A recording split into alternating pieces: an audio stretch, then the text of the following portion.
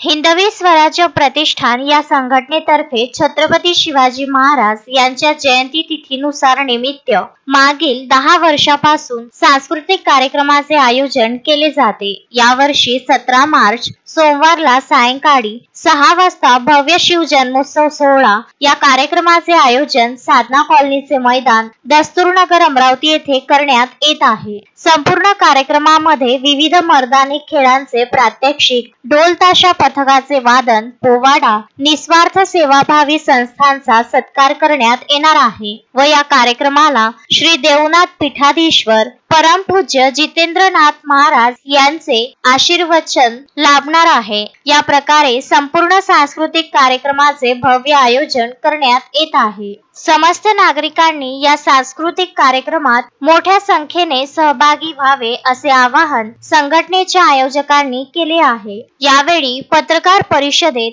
हिंदवी स्वराज्य प्रतिष्ठानच्या कार्यकारी समितीतील डॉक्टर अविनाश काळे, मिलिंद देशपांडे, दीपक दादलानी, उत्कर्ष गजरे, पराग छांगाणी व वरुण मलिये उपस्थित होते।